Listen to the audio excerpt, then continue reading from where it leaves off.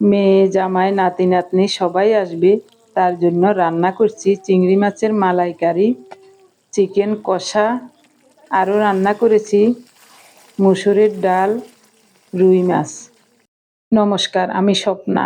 দেশ এবং দেশের বাইরে যে যেখান থেকে ভিডিওটি দেখছেন, আপনাদের সবাইকে অনেক অনেক শুভেচ্ছা। স্বপ্নাস ব্লগে সবার আমন্ত্রণ।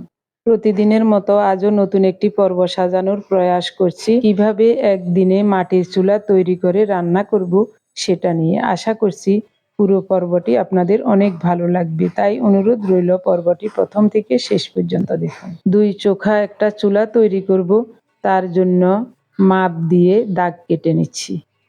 এই জায়গায় আগেও একটা 2 চোখের বা 2 মুখের চুলা ছিল। ওই চুলাটা কুকুর ভেঙে ফেলেছে। গত 6 মাস যাবৎ যতবারই বাড়ি আসছি এক চুলাতেই রান্না করেছি। এখন চিন্তা করলাম আগামীকাল আমার মেয়ে জামাই নাতনি নাতনিরা সবাই আসবে, তো এক চুলায় রান্না করতে অনেক সময় লাগবে, তাই ভাবলাম একটা চুলা তৈরি করে নেই দেখি। আগামীকাল ওরা আসবে। গতকাল আমরা বাড়িতে আসছিলাম, তো রাতেই চিন্তা ভাবনা করে রেখেছি দেখি একটা চুলা তৈরি করে আগামীকাল রান্না করতে পারি কিনা। যেই কথা সেই কাজ, কাজে লেগে গেলাম। এখন সকালবেলা, সকাল 8টা বাজে। চুলার দাগ কেটে নিয়ে গর্ত খুঁড়ে নিচ্ছি। গর্তটার নিচের দিকে বেশি গভীরতা করব না, আবারও মাপ দিয়ে দেখি ঠিক আছে কিনা। উপরে এরকম থাকবে, নিচে আরেকটু খোলামেলা থাকবে, আর লম্বা নিয়েছি 1 হাত 4 আঙ্গুল।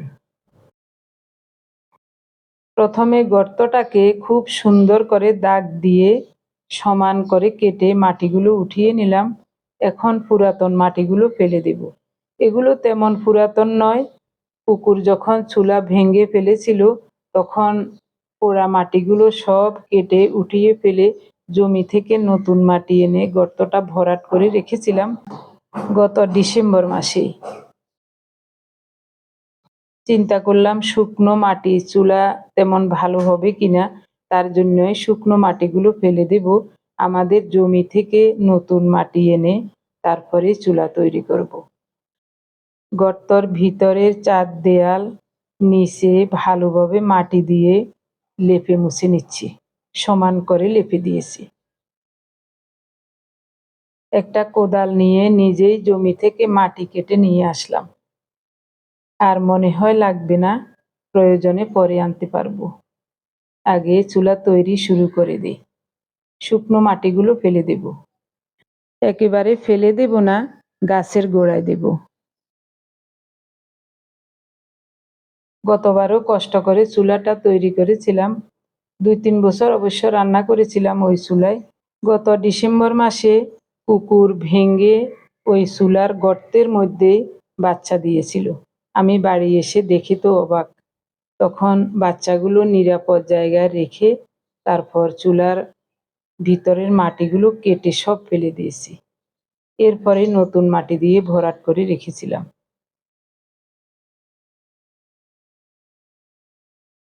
মাটিগুলো কুপিয়ে জল দিয়ে ভিজিয়ে রেখেছি।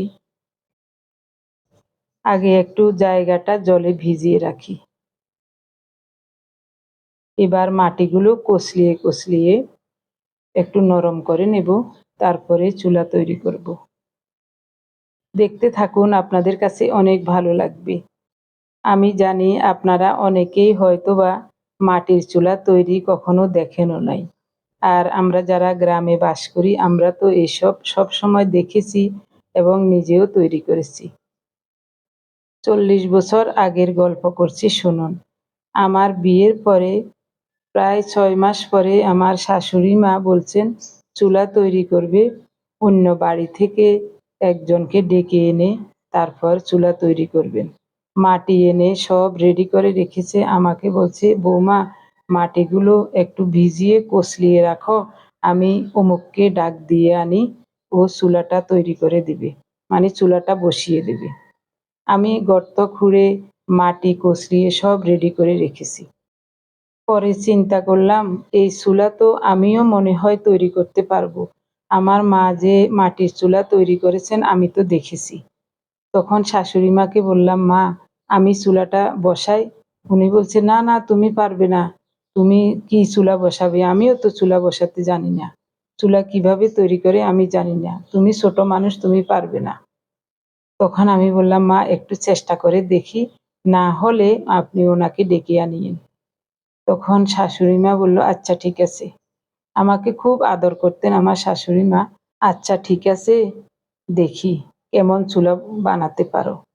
উনি ভাবছেন যে মাটি দেখে হয়তোবা আমার কাছে আনন্দ লাগছে চুলা তৈরি করার কথা বলাতে, তো হয়তোবা পারবো না।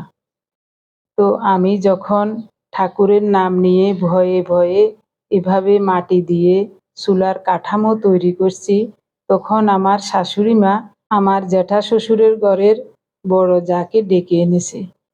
বলছেন, দেখ বড় বউ ছোট বউ চুলা বসাচ্ছে। আমি ভাবছি ও পারবে না, আমিও তো চুলা বসাতে পারি না, দেখ তো হচ্ছে কিনা। তখন আমার বড় যা বলছেন যে, হ্যাঁ খুড়িমা, ও তো মনে হয় পারবে চুলা বসাতে, আমিও তো চুলা বসাতে পারি না, ও কিভাবে পারছে। ওনারা বলা বলি করছেন আর আমি শুনে মনে মনে আনন্দে গৌরবে আমার কাছে খুব ভালো লাগছে। আমি আরো নিখুঁতভাবে চুলাটা তৈরি করার চেষ্টা করছি এবং অবশেষে খুব সুন্দরভাবে নিখুঁতভাবে চুলা তৈরি করেছি। পরে আমার শাশুড়ি মা এ বাড়ির ও বাড়ির অনেককে ডেকে ডেকে এনেছেন যে, দেখে যা আমাদের ছোট বৌমা চুলা বসিয়েছে। যিনি আমাদের চুলা বসাতেন সব সময়, পাশের বাড়ির পিসিমা, তিনিও এসে দেখে আশ্চর্য হয়ে গেছেন, ভাবছেন যে এত ছোট মানুষ কিভাবে চুলা তৈরি করলো। সেই যে প্রথম চুলা তৈরি করেছি এখনো মনে আছে। আগে তো ছোটবেলায় মা যেভাবে চুলা বানাতেন দেখেছি দুই একবার, তবে ওভাবে নিখুঁতভাবে দেখি নাই। আন্দাজ করে করে চুলা তৈরি করেছি। সেই থেকে চুলা তৈরি করি, আমাদের চুলা আমি নিজেই তৈরি করি এবং আমাদের আশপাশের অনেককেই আমি চুলা তৈরি করে দিয়েছিলাম আগে, এখন তো বাড়িতে থাকি না।